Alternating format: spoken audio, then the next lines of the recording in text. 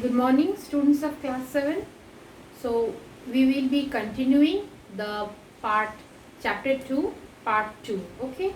So, previously in the part 1, we have done about new kings and kingdom. The last topic in that portion was Turkish invasion and about the Muhammad Ghori. Okay, that in the Turkish invasion you have done the Mahmud of Ghazni, how he attacked the riches of India, and then Muhammad Ghori came later on, and how with his he was very brave, and he fought in the battle of Tarain. In the second battle of Tarain, he defeated Prithviraj Chauhan and he established his empire. Okay, now we are coming to the second part of it, that is the kingdoms of the Deccan and the South India. Here, the kingdoms of the north were struggling with the invasions of the Turks and Afghans. So, north was very much, it was unrest. There was political unrest was there, and there was a struggle. Okay, with the invasion of the Turks and Afghans. And South India and Deccan was in peace. So, South India and Deccan was very peaceful. Then the main kingdoms in the south, the main kingdoms were what? Here were Rashtrakutas, the Chalukyas, the Hoysalas, the Kakatiyas, the Cholas, the Pandyas, and Cheras and Pallavas. These were the important kingdoms in the south. Now we will be doing with the important one, that is the Rashtrakutas.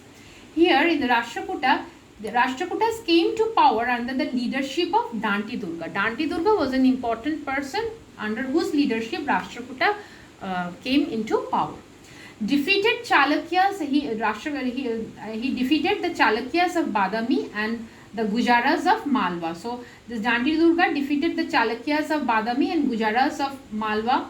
Then after that, Krishna I succeeded Danti Durga. After Danti Durga, who came? That is Krishna I. Here, the famous features are the rock-cut Kailashnath temple at Ellora. So, Krishna I, he built the rock-cut Kailashnath temple at Ellora.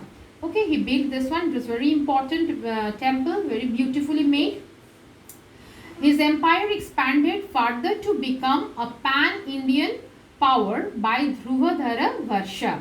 So, the empire expanded further to become a pan-Indian power. That means all-powerful. Okay, and under whom? Under Dhruvadhara Varsha.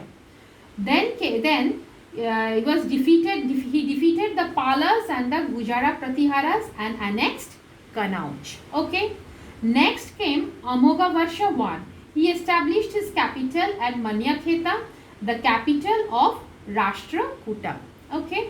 So Amogha Varsha I established his capital where? At Manyakheta. Okay. And Manyakheta was considered as the capital of Rashtrakuta. Then he wrote the poem Kaviraja Marga in Kannada. The language is Kannada. Okay. Chalukyas of Kalyan broke the power of Rashtrakutas. So last of all, who broke the power of Rashtrakutas? That is Chalukyas of Kalyan. Okay.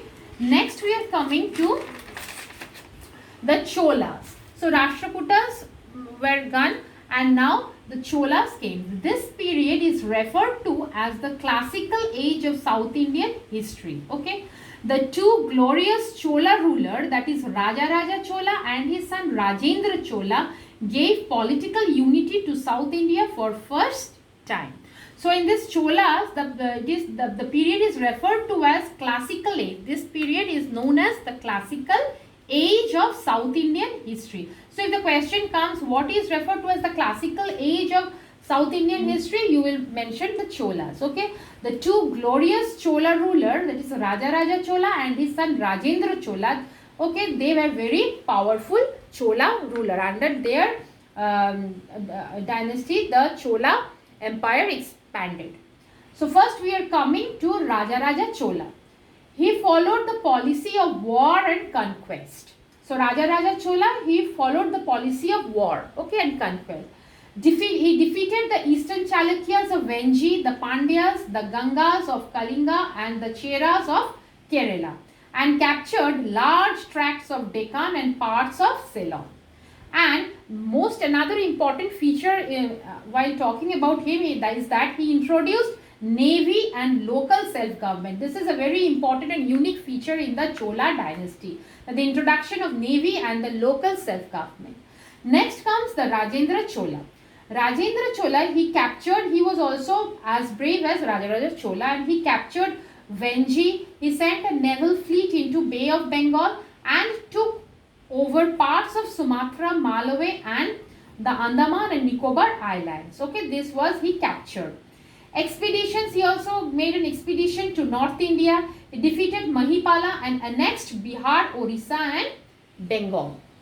Okay, then he carried water from the Ganga to his new capital, that is Gangaikonda Cholapuram. Okay, here why his new capital is known as Gangaikonda Cholapuram, because he carried water from Ganga. So he named his new capital as Gangaikonda Cholapuram.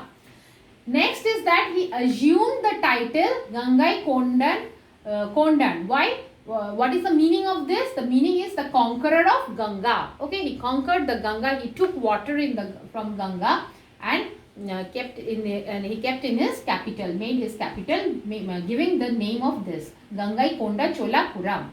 Next is King Suryavarman I of Cambodia. This king, he sent a chariot as a present to Rajendra Chola. So Rajendra Chola was so famous, so powerful, that the other kings were giving him gifts, was pleasing him, okay, by giving him gifts. He sent a chariot as a present to Rajendra Chola.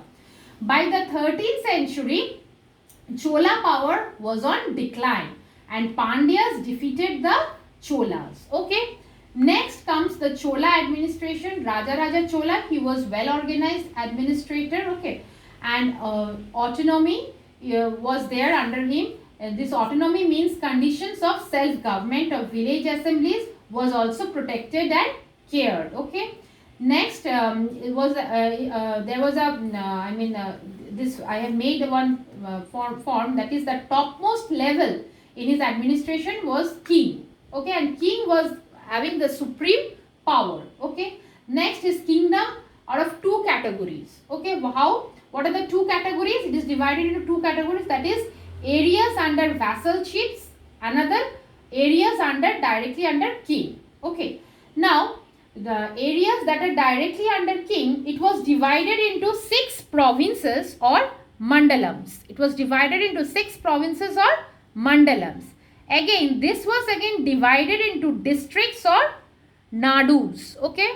Now, this division of districts and nadus more, it is divided into kurams or kottam. So, various divisions are there.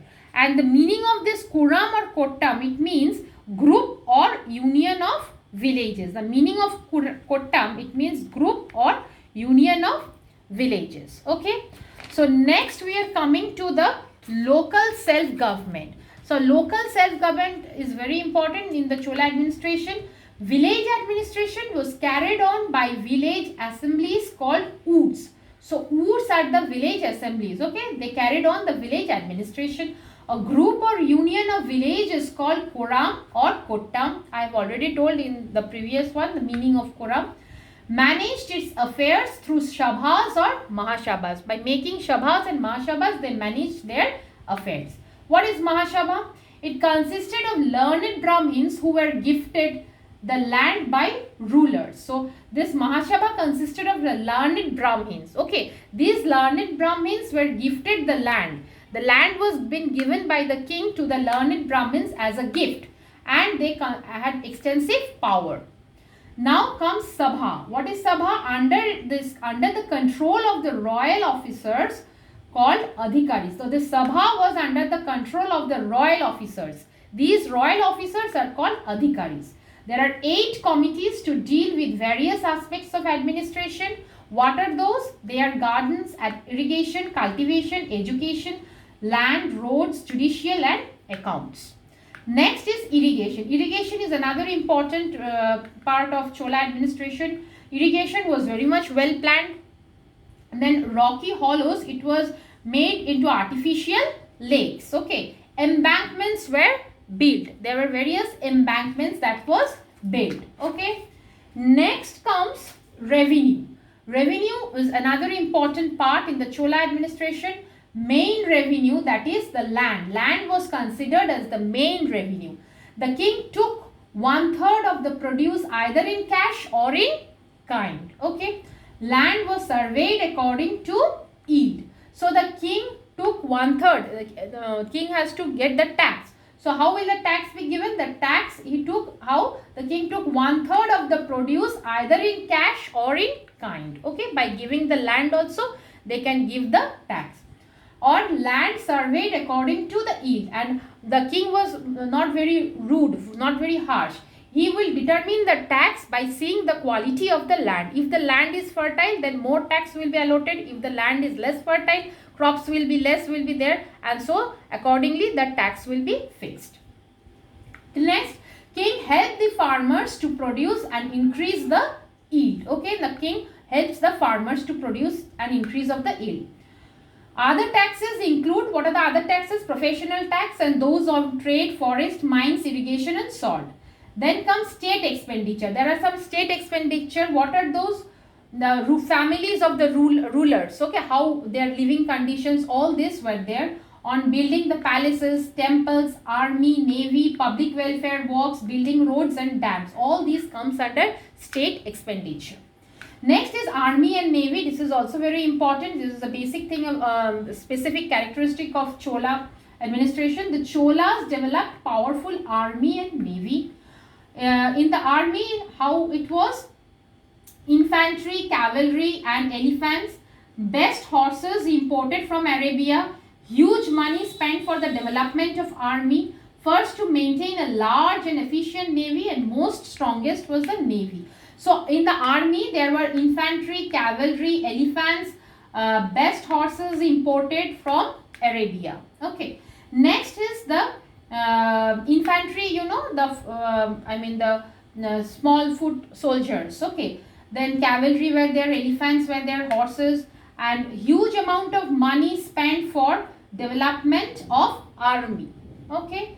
And the first to maintain a large and efficient navy. Navy was very much important. Lots of money was spent for the for navy, and it was considered as the strongest. Okay. So here we end the chapter. I hope you have understood.